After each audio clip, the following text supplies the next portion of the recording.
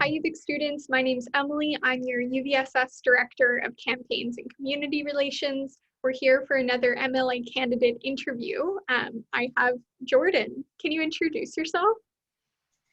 Hi, my name is Jordan Reichert, and I'm an independent candidate in the provincial election for the riding of Victoria Beacon Hill.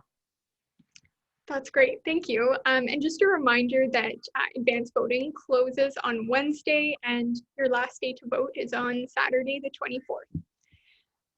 So we're going to start off with a few rapid fire questions. Do you have a favorite brunch place in your riding? Favorite brunch place? Yeah, well, I mean, off the top of my head, I would probably say the Very Good Butchers is certainly a place I'd love to stop in. Fern Cafe is another place, both amazing vegan restaurants, local and run by great people. So, yeah. Awesome. Are you more of a dog, a cat, or a goldfish kind of person?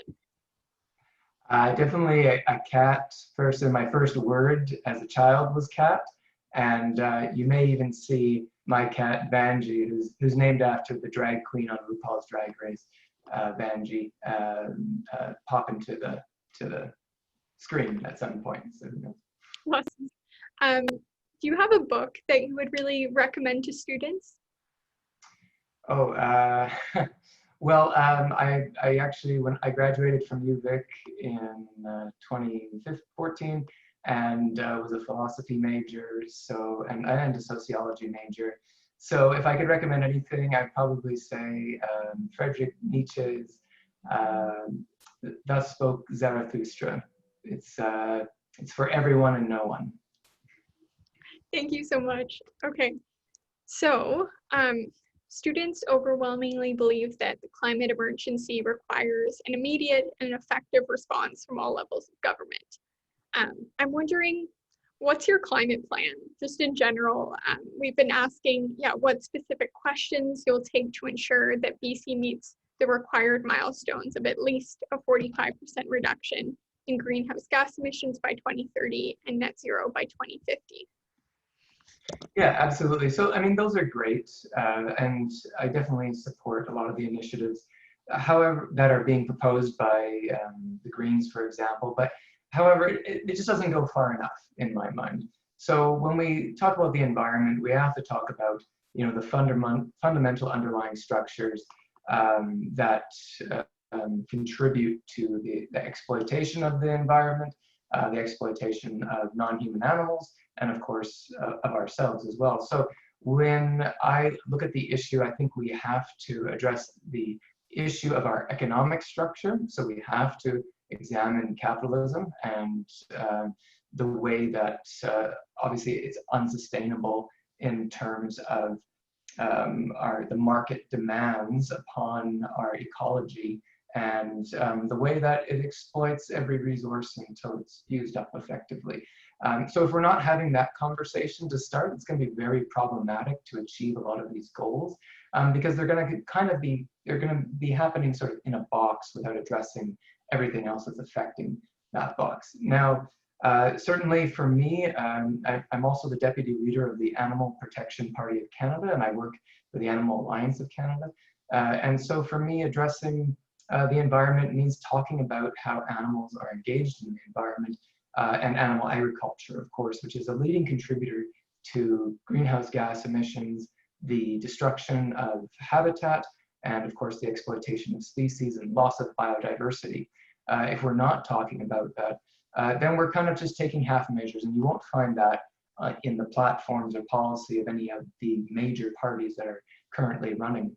It's extremely important because we can't talk about the forests without talking about wildlife. And one of the commitments I would make is protecting 50% of BC's wild spaces, natural spaces, and coastline from development or extraction as well, because we have to ensure that that habitat stays intact. And that obviously means protecting old growth forests and primary forests. It means protecting our oceans, not allowing pipelines and tanker traffic to compromise the integrity of those ecosystems. It means not, allowing open net fish farming and not promoting on-land fish farming either, which is what some parties are proposing as an alternative. So we just have to change our behavior as people and recognize that the decisions we make not only affect the environment, which is the environment, in its own sense, but also non-human animals as well, who have an interest in living in a sustainable world as well. Okay, thank you for that. In terms of affordability, obviously a lot of students have been really hard hit by COVID-19. Costs like tuition and housing continue to rise while our incomes have dropped significantly during the pandemic. So I'm wondering how you plan to tackle the rising costs of education and the cost of living for post-secondary students. Yeah, one of the most important things we can do is have a guaranteed basic income. That is kind of mandatory just to ensure equality and equity for everyone in our society to participate and not fall below the poverty line. And that's where that bar should be set.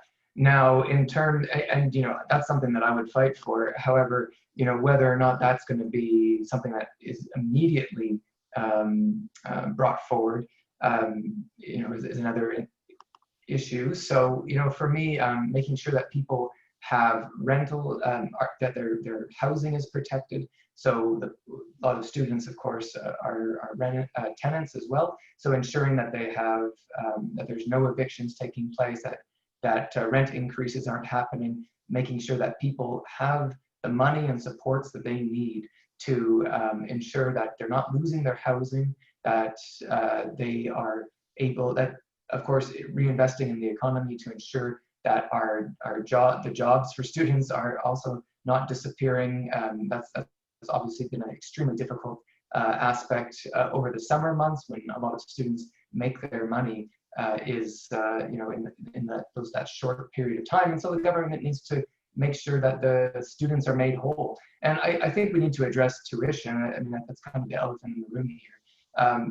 Tuition continues to increase, and we need to cap that and start scaling that back and ensuring what I'd like to see is free tuition in our post-secondary education, because it is something that is fundamental to people being able to participate to their fullest in society. And when we do things like make that inaccessible due to financial constraints, we're really limiting the number of voices and diversity of people that can participate fully in our communities. And so it's something that I strongly support. That's great, thank you. So students continue to face the effects of systemic racism as citizens, or just observing the world around them in our province and in police forces. I'm wondering how you plan to address systemic racism as an MLA. Yeah. I've spent the last 13 years working in mental health and addictions for Island Health and the Victoria Kool-Aid Society previously. So I have a lot of experience working with marginalized groups who are always accessing services in terms of healthcare and, of course, being or engaging with the police. And I cannot tell you the number of times that I've heard of racist or discriminatory actions in these kind of institutions that exist. In terms of healthcare, we need to look at how people are discriminated against when they come through those doors, based on whether they not only their race-based concerns, but also addictions and mental health related issues as well. But then we also have to look at the issue of the police force. We need to, in my mind, it's not as simple as defunding the police, but reimagining the police. Basically reimagining a system where we have mentorship instead of and restorative justice rather than punitive justice and retribution-based justice. It doesn't do any good to just lock people up. It doesn't make people better people, you know, discriminating against people on the street, whether it's for, we decriminalize, you know, drug possession, things like that. It doesn't make somebody stop doing drugs because you've arrested somebody and put them in prison for possession of drugs. And so defunding the police is part of it, but, you know, along with that, we have to have a reimagining. And there are other countries that have much more progressive, you know, I guess correctional institutions that actually treat people with dignity and respect, and recognize that, you know, everybody has a story behind them that needs to be, you know, treated individually and not just punished for the consequences or conditions of their upbringing or otherwise. And so, and of course, you know, people affected by poverty, people experiencing homelessness and addictions are overly represented, and of course Indigenous people are overly represented as well in our prison system. And so, you know, just kind of tear it down and build it back up, I think, in a completely different form that recognizes that what we did didn't work, and that we can build something based on the evidence of best practices that actually will help people reintegrate into the community, will treat people with dignity and respect instead of discriminating against them and brutalizing them. And there's no going back on this now. I'm actually really disappointed that it's been something that has largely been forgotten this election, in the debates and otherwise. Well, thank you so much for all these thoughtful answers, Jordan. I really do appreciate your time here. Is there a way for students to get in contact with you in the last, you know, couple days of the election here? Yeah, if anybody has questions, my email is jordanreichertvictoria@gmail.com. I'm easy to find on Facebook, on Instagram, on Twitter. My handle's, you know, Jordan Reichert, APPC for the Animal Protection Party of Canada, or Jordan Reichert Victoria. And yeah, I'm pretty easy to find if you look me up. So. Okay, thank you so much. Thank you, appreciate it.